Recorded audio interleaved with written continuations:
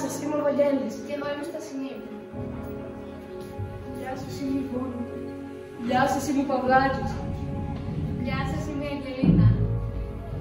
Γεια σας, είμαι η Κοντική. Γεια σας, είμαι η Κριστίνα. Γεια σας, είμαι η Φέγγι. Είμαστε το Γυμνάσιο Λογάτων και Ερωτικά.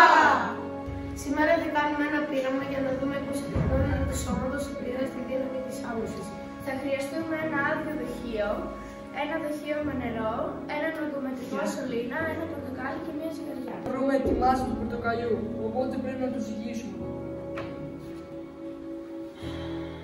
Η μάζα του πορτοκαλιού είναι 236 γραμμάρια. Δυστυχώς, επειδή δεν χωράει το πορτοκάλι στο ογκομετρικό δοχείο, θα πρέπει να το σχεδιάσουμε. Θα πάρουμε ένα δοχείο με νερό και θα το βάλουμε μέσα σαν ένα άδειο δοχείο.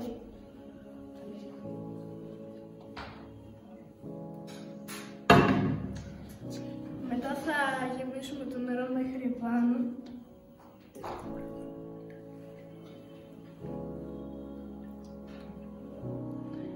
Και μετά θα βάλουμε το πορτοκάλι.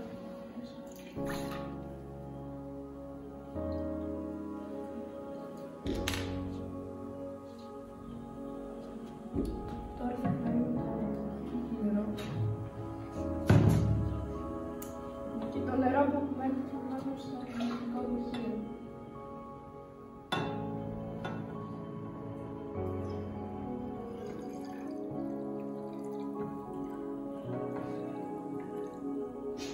Ο όγκος του νερού είναι 244 ml, ίσως με τον όγκο του πορτοκαλιού. Άρα η πυκνότητα του πορτοκαλιού είναι 0,967 γραμμάρια ανά ml. Ρίχνουμε το πορτοκάλι μέσα στο νερό και παρατηρούμε ότι επιπλέει. Και λογικό να επιπλέει, γιατί η πυκνότητα του πορτοκαλιού είναι μικρότερη από την πυκνότητα του νερού. Και επίσης παρατηρούμε ότι ισορροπεί, δηλαδή ισχύει ο πρώτος νόμος του Νεύτωνα και τα μέτρα των δύο δυνάμεων της άμμωσης και του βάρους είναι ίσα. Δηλαδή η άμμωση είναι 2,36 νιούτον, όπως και του βάρους. Πορτοκάλι.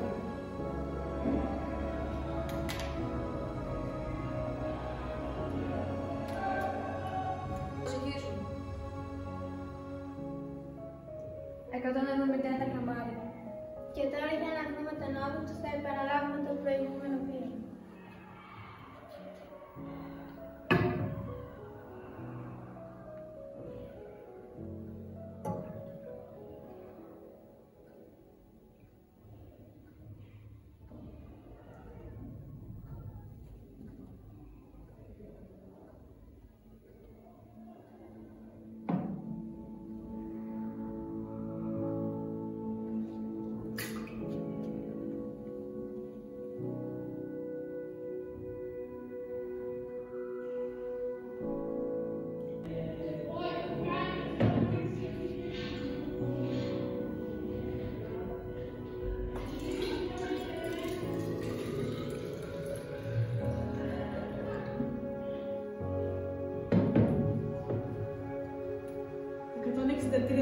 είναι ο όγκος του νερού που είναι ίσος με τον όγκο του πορτοκαλιού.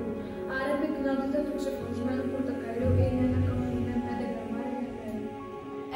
Βλέπουμε ότι το πορτοκάλι κουλιάζει και αυτό οφείλεται επειδή η πυκνότητά του είναι μεγαλύτερη από την πυκνότητα του νερού. Επίσης βλέπουμε ότι το βάρος του πορτοκαλιού μειώθηκε από 2,36 νιούτον και έγινε 1,71 νιούτον. Παρ' όλα αυτά, το πορτοκάλι κουλιάζει, άρα το βάρος είναι μεγαλύτερο από την άμμωση.